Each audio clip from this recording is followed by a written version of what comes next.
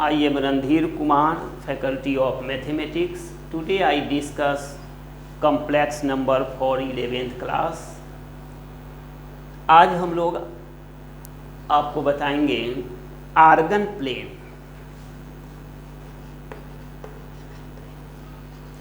Argon plane complex number में क्या है वो आप देखिए।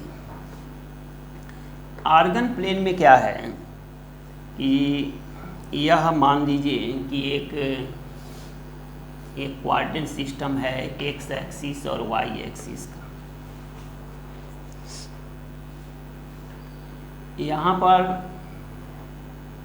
मान लो कि यहाँ पर ए पॉइंट है, ए आपका सेंटर है, और यहाँ पर मान लेते हैं कि बी पॉइंट, और ये दोनों के बीच का एंगल थीटा है। तो यहाँ पर ए जो है वह जेड को इंडिकेट करेगा। तो हमें यहाँ पर ए ओ बी निकालना है आर्गन प्लेन में। तो ओ बी की जो वैल्यू होता है वो फॉर्मूला होता है ओ ए इंटू ई के पावर में आई थीटा। यही आर्गन प्लेन में है फॉर्मूला कि यहाँ पर एक पॉइंट लेते हैं ए और दूसरा पॉइंट बी। आपको देखना है कि ए और बी के बीच का जो एंगल है यहाँ थीटा हम सपोज कर लेते हैं।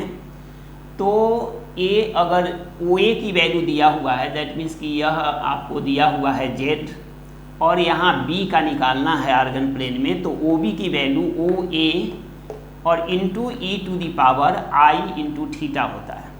अब सपोज करें कि फॉर एग्जांपल मान लो कि यहाँ पर 1 प्लस आई है, या जेड जो है हम लोग ले लेते हैं 1 प्लस आई। यहाँ लेट ओ ए यह Z is equal to 1 plus i B, और हमें बी निकालना है।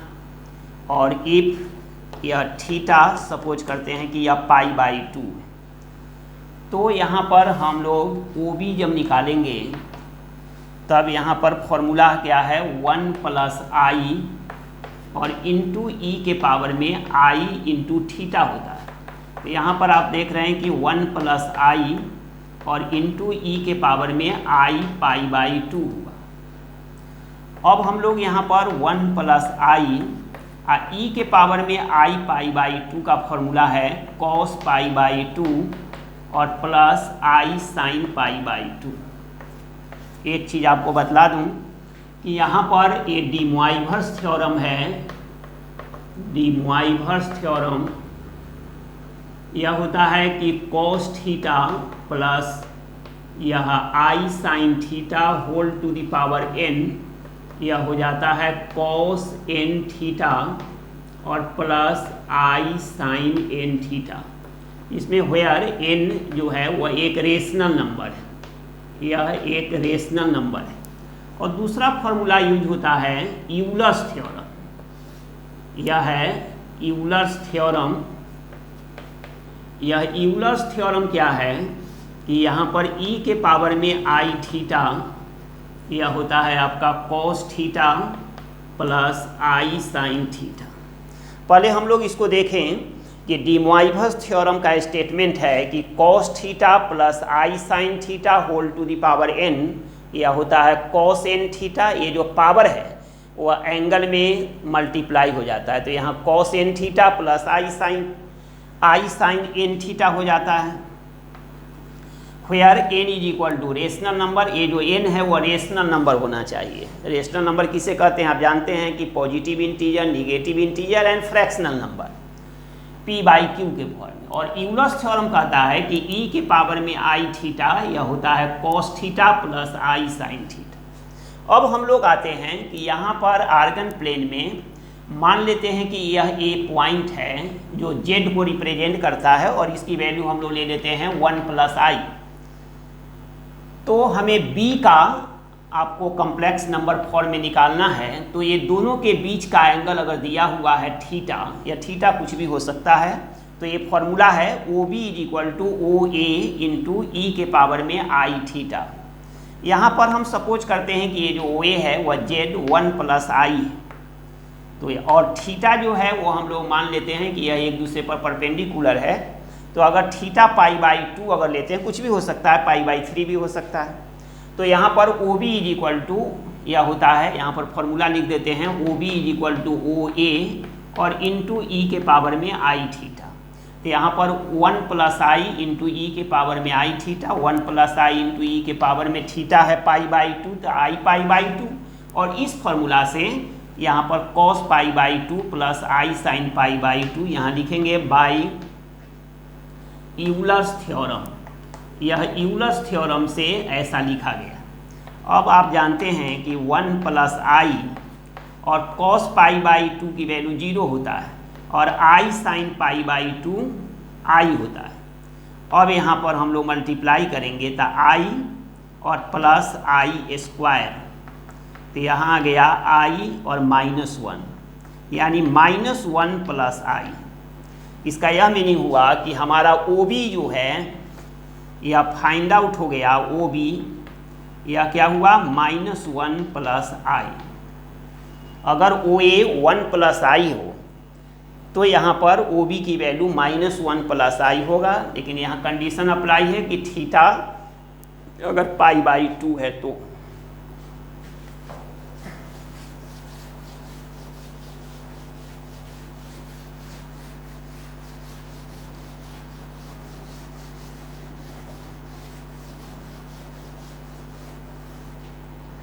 अब हम लोग एक ले लेते हैं आर्गन प्लेन में, कि मान लेते हैं कि यह ओ ए है और एक यहाँ पर बी ले लेते हैं, और यह एक इक्विलेटरल ट्रायंगल है। यहाँ मान लेते हैं कि let A O B is an equilateral triangle. यह एक इक्विलेटरल ट्रायंगल है जिसमें ये जो ओ ए है वह 1 प्लस √3 आई दिया हुआ है, √3/2 कर देते हैं, √3i/2 के फॉर्म में है यहाँ ए। तो यहाँ पर ये थीटा ऑटोमेटिक π/3 होगा 60 डिग्री। तो यहाँ पर let A O A is equal to यह जेड, मान लेते हैं कि यह जेड है और यह Z1 आपको फाइंड आउट करना है। तो Z की जो वैल्यू है वह 1 प्लस या √3/2 इंटू आई है और थीटा की वैल्यू π/3 है। तब यहाँ पर हम लोग लिखेंगे कि O B is equal to O A into e के पावर में आई थीटा।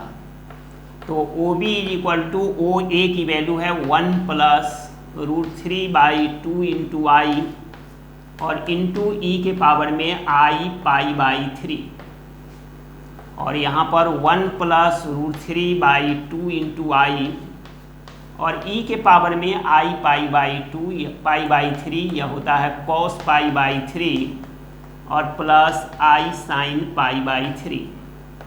तो यह होगा 1 प्लस √3/2 इंटू आई और cos π/3 की वैल्यू √3 होता है,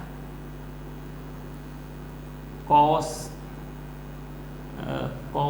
60 डिग्री 1/2 होता है, cos 60 डिग्री 1/2 और sin 60 की वैल्यू √3/2।